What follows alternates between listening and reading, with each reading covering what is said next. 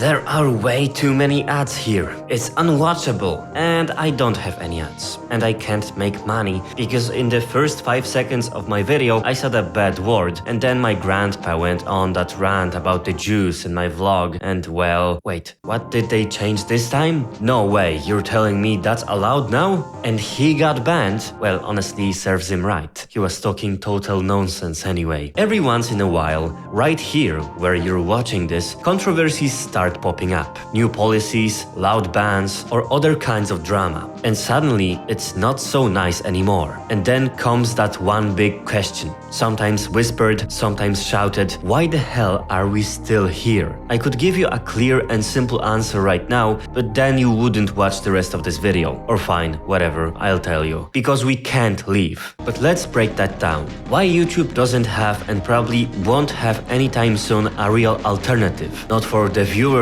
and not for creators. Wait a second, did you forget someone? Oh right, the advertisers. They've got to get their piece of the pie too, otherwise the whole circus falls apart.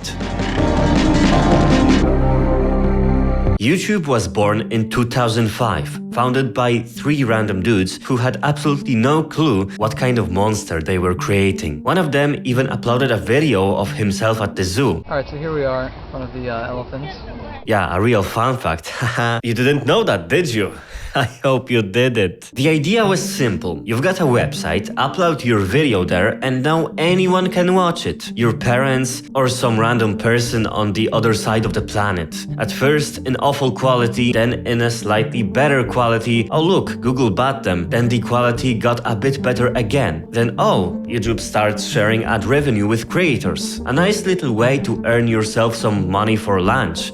Oh my god, it's a way of living now. For a whole new generation of YouTubers? Yeah, YouTubers. So it happened. YouTube became a business. YouTube became a lifestyle. And with that shiny new incentive to make content, more and more creators started popping up. Creators who were starting to get more professional, more polished, and more obsessed with catching the attention of an ever-growing audience. The methods varied. Others went extinct long ago, wiped out by YouTube's ever-evolving recommendation algorithm. An algorithm designed in theory to keep viewers interested and in practice to keep them hooked for as long as possible, just so it could show them more ads. The videos themselves came in all shapes and sizes. Some were professional right from the start, while others only got better over time as their creators could finally afford nicer gear. Those who adapted and fought grew. Those who refused to change, well, some got lucky, but most ended up tumbling into the deep valley of niche obscurity. The more people jumped aboard the unstoppable train called YouTube, hurtling full speed toward the horizon of success, the fewer of them actually reached that golden diamond dream everyone kept talking about.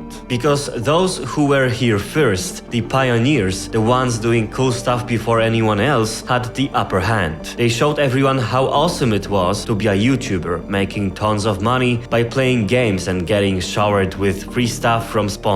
They were the best possible ad for the dream, inspiring all newcomers who thought that after 6 months of playing Minecraft, they'd be able to afford a studio apartment in a mid-sized city. But nope, it's not that easy, not even close. Because the competition exploded, and now only the toughest of the tough will rise to the top and survive. The most consistent of the consistent, the best of the best. Wait, hold up. What? How many creators are there now? You're telling me how many hours of new videos get uploaded to YouTube every single minute? 500 hours of new content every single minute that passes on YouTube. So by the time this video has already passed on your side, this much content has been already uploaded onto YouTube servers. See, the thing is, that's a lot. Like a ridiculous amount actually. By mid-2024 they were estimates there were already tens of billions of videos on YouTube, and making sure all of those videos can keep being uploaded, stored and streamed smoothly for years to come, that's a massive challenge, a very expensive one. That's exactly why YouTube spent years bleeding money, which thankfully for them, Google was more than happy to keep shoveling in. That's basically how many US-based startups work. First you pour an absurd amount of money onto some idea, so you gather as many users as possible, make them feel like they can't live live without given service, and then you must figure out some way to actually make money with it. And YouTube was no exception. Even though YouTube had ads for quite a while now, it still wasn't enough to cover all the bills, especially after the platform introduced the 50-45 revenue split with creators to encourage more people to make quality content on the platform. That's exactly what made YouTube such a groundbreaking idea. No one had ever figured out a sensible way to keep something like that financially afloat before. Sure, the internet back then was way too slow for large-scale video streaming anyway, but those early costs, combined with the massive barrier to entry in this brand new online video market, definitely didn't make it any more appealing. But there's more annoying stuff that come with building a platform like YouTube. That's mostly moderation and copyright. Moderation on its own basically means hiring an army of people to watch all the questionable stuff, often disturbing, graphic content that keeps them up at night and makes them want to do terrible things to themselves after weeks of staring into digital carnage. These moderators are the silent heroes, the kind entire documentaries are made about, because frankly, no one else gives a damn about them. And yet it's thanks to them that we can scroll through the internet without tripping over corpses and other horrors every 2 seconds. Of course, things didn't always go that smoothly, and these days the human factor in such inhuman work is increasingly being replaced by AI, which also doesn't always go great. But back then, social media was still in its infancy, so everything was done by actual people. And for the second issue, copyright,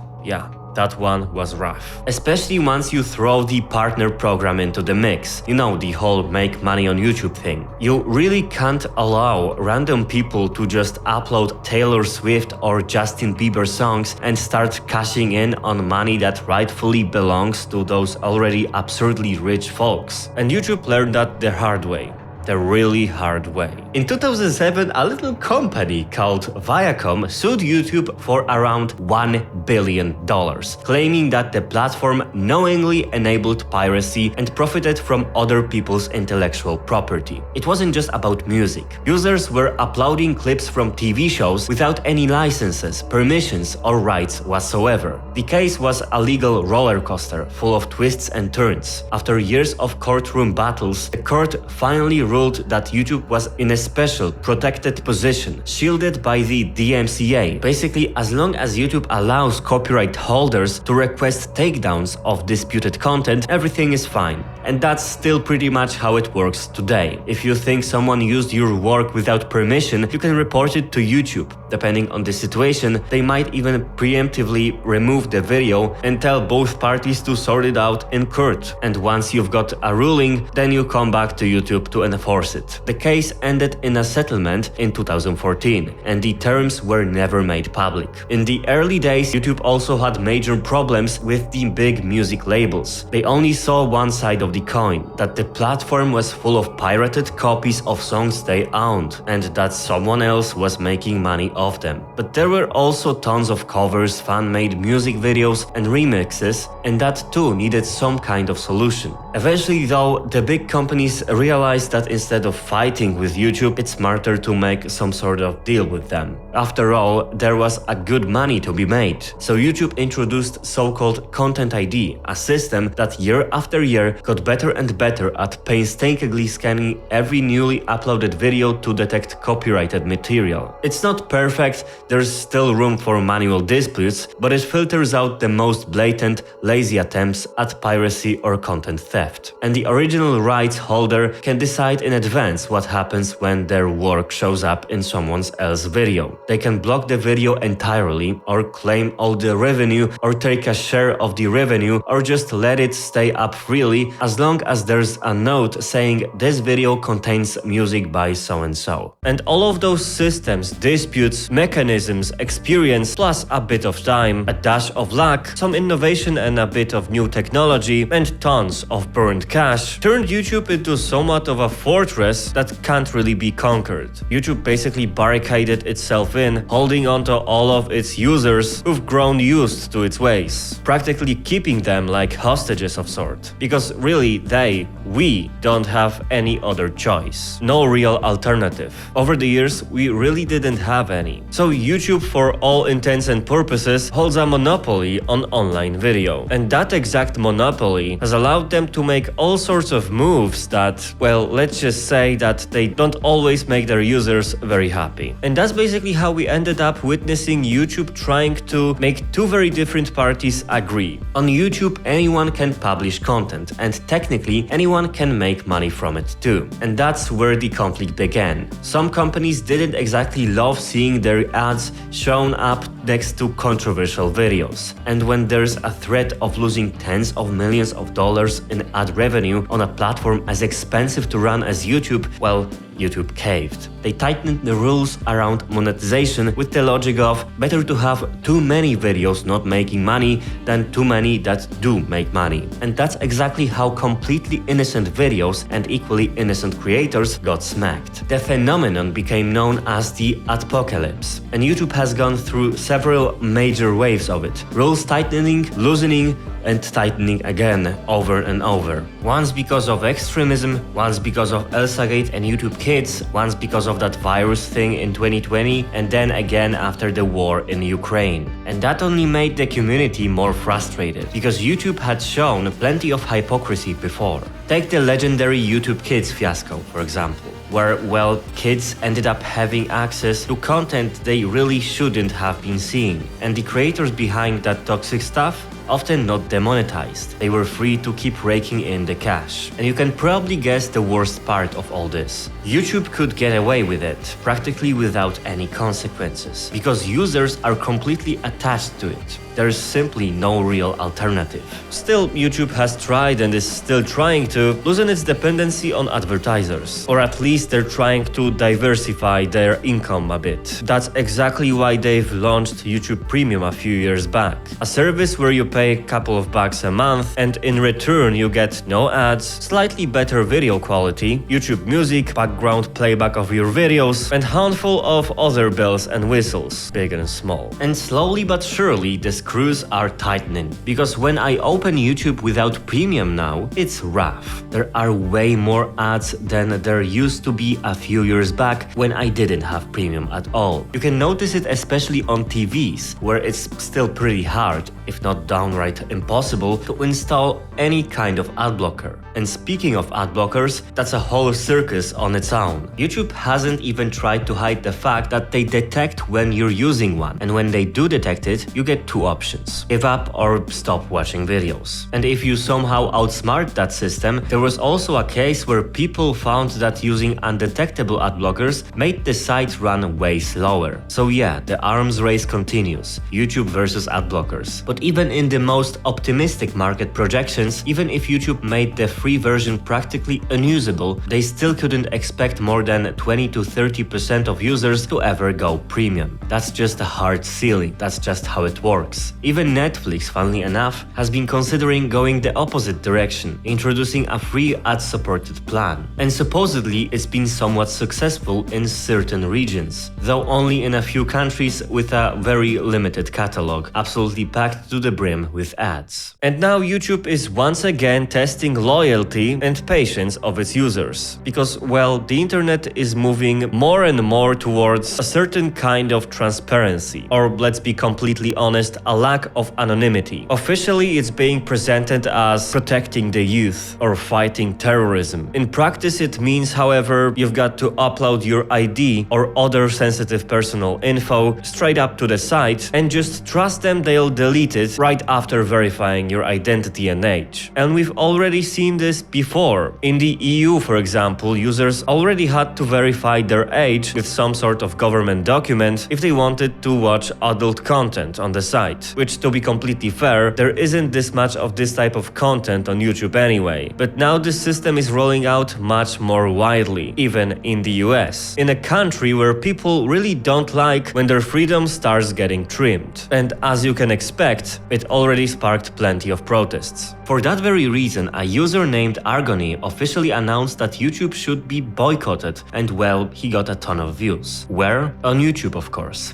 Exactly. So good luck with that. Because let's be honest, not only do consumer boycotts rarely work, but most users will just shrug and say, whatever, I'll just send my ID to this mega corporation that totally won't leak my data, I need to watch another MrBeast video. After all, none of YouTube's previous painful changes, whether for creators or viewers, has ever led to a significant exodus from the platform. And will that ever change? Short answer is nah, not anytime soon. Long answer, probably, eventually, maybe, but it's definitely gonna take a while. To really understand why YouTube has practically no real competition, let's take a closer look at its so-called rivals, both the ones that were working and the ones that still are working. When I said earlier that YouTube never had any serious alternative, some of you were probably thinking along the ways of, wait a second, I can recognize a couple of sites that really look like YouTube and I remember using them. And sure, we already had and have a bunch of websites that let you watch videos, maybe even some of them have a little community around them, but come on, let's be real. So let's take a closer look at them. Some of you, especially if you spent a lot of time on the internet during the mid-2000s, might remember a little site called Dailymotion. It's a French platform founded the very same year as YouTube, except it was born in Paris. And unlike YouTube, it wasn't immediately scooped up by some cash-loaded tech megacorporation. And that's exactly why Dailymotion never stood a real chance against YouTube, even though they tried their very best. For a while, they were actually the second biggest video site on the internet. But for too long, uploads were limited in both length and quality compared to YouTube. Their revenue sharing program with creators was also much more restrictive, offering by all accounts much lower payouts. So the motivation to post there was weaker, and the smaller user base didn't help either. Nowadays, the site's popularity has dropped off hard, and even though it's now owned by the French media giant Vivendi, it still doesn't come anywhere close to YouTube or even TikTok in terms of audience. Vimeo is another site you might have come across. Often it's being pitched as a perfect alternative to YouTube, except, well, it isn't. Vimeo operates on a completely different principle. The video quality there is top-notch and has actually been better than YouTube's for years. Sure, both sites offer HD, Full HD, 4K and all that jazz, but Vimeo uses a higher bitrate, which makes everything look noticeably cleaner. Because of that, the platform became a kind of haven for artists, filmmakers, designers and creatives in general. The audience there is much more niche, and that's partly because Vimeo isn't really about making money off of your videos, at least not directly. In fact, you pay Vimeo to host your content. But people do it because they get the best video quality on the web and some sort of prestige of using what seems as an industry standard. And that's exactly why Vimeo never went mainstream like YouTube. It's built for a very specific creative niche. The next site was actually really close to stealing the entire YouTube cake before the party even really started. Because MetaCafe had been around since 2003, starting out in Israel. The platform worked a lot like YouTube would later work. A place to share all sorts of videos from the dump to the brilliant, and honestly, things were going really well for them for a while. Some videos hit millions of views, and creators could even win special prizes through something called the Producer Rewards program, before YouTube even launched its own partner program. But then YouTube itself came along, and after a few years completely ate MetaCafe's lunch. The site never recovered and was officially shut down in 2021. For a while, another giant tried to take on YouTube, Facebook. But well, we all know how it turned out. I mean, you aren't really watching this video on Facebook, are you? From what I remember, the video quality there was always noticeably worse than on YouTube. Finding and promoting videos was a pain, and the whole upload process felt clunky and outdated. These days, you can still upload videos to Facebook, but the platform's focus has shifted more towards short-form content. Reels, clips and stuff like that. TikTok-style stuff. Creators can make some money there, sure, it's not dead, but it's still nowhere near YouTube's league. There were of course plenty of other sites like that, but for one reason or another, they all either crashed and burned or slowly faded away. Most of them don't even exist anymore, and the few that do can hardly compete with YouTube in any meaningful way. But over the last decade, we've seen a new wave of attempts, various projects trying their best to revolutionize the way we watch dumb or smart videos online. So let's dive into the modern alternatives to YouTube and let's see how they actually look like. In 2017, surprisingly in the UK, a country where even the length of your kitchen knife is monitored by the police, but you can still get stabbed in the wrong alley, a new platform called BitChute was born. It positioned itself as a space for a less censored video experience, a home for everything that YouTube had demonetized or banned outright. At first, BitChute ran on a peer-to-peer system, so when you watched a video and was then shared with others watching it, kind of like a digital chain reaction. So the more people watched a video, the easier it became for others to stream it, which kept servers' cost way down since they didn't need a massive infrastructure at the start. But that didn't quite work out, so they eventually switched to a more traditional hosting model. The site still exists today and serves as a refuge for creators who've had enough of YouTube, often featuring controversial political content, conspiracy theories, and similar stuff. Because of that, though, the platform remains very niche, with audiences in the tens of millions rather than billions like YouTube. Its monetization system is also pretty bare bones, so there is no real incentive for major YouTubers to suddenly pack up and move there. And then came Rumble, founded in 2013 on an idea that, hey, maybe our creators actually deserve some money. From the start, Rumble put a strong focus on monetization, offering creators a clearer way to earn from their uploads. Still, it stayed pretty niche, until 2020 when YouTube started cracking down on content related to a certain illness. That's when entire hordes of people migrated there. Conspiracy folks, sure, but also those who just liked asking questions and challenging the world around them. As a result, Rumble became a hub for political content, mainly a home base for right-wing and conservative commentators and politicians. Its audience is definitely much larger than BitChute's, and Rumble gives creators a bigger cut of the ad revenue than YouTube does. But here's the catch. There are fewer advertisers and fewer viewers overall. So while the revenue split might look great on paper, the ceiling for how much you can actually earn there is much lower. There are also the so-called decentralized alternatives, built not just on peer-to-peer sharing, where the videos are distributed directly between the viewers, but also cryptocurrencies, and the so-called blockchain is also tied with it, and other serious wording. Odyssey, PeerTube, and DTube are the biggest names in that niche. On PeerTube you can have ads, on Odyssey it's more about crypto tips, and on DTube, if that site even still works, you could apparently earn cryptocurrency based on your views somehow. Yeah, it's all a bit confusing, and honestly way too sci-fi for the average internet user who just wants to click and watch a video without needing a crypto wallet and a degree in blockchain economics. So these platforms are pretty much destined to stay niche. Some even get into trouble because they allow controversial or unmoderated content, which doesn't exactly help their reputation either. Of course, there are also more local alternatives to YouTube, especially in Asian markets. In China,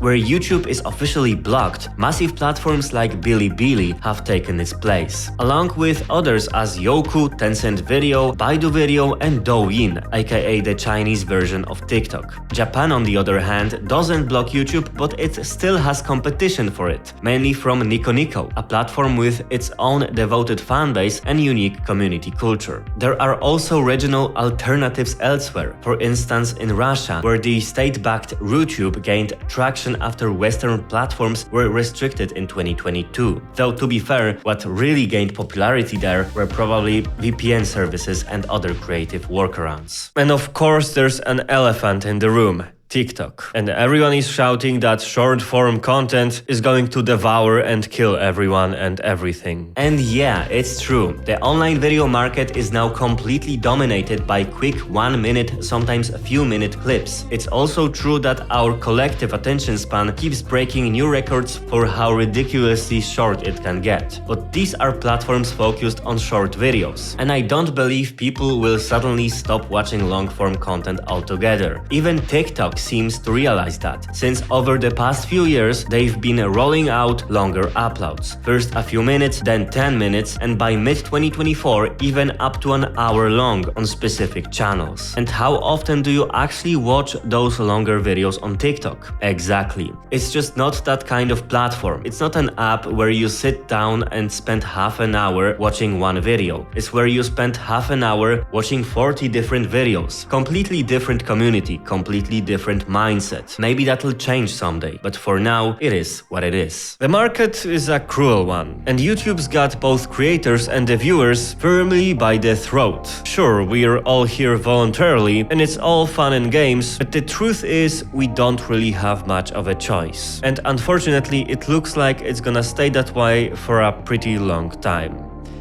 Thank you for watching.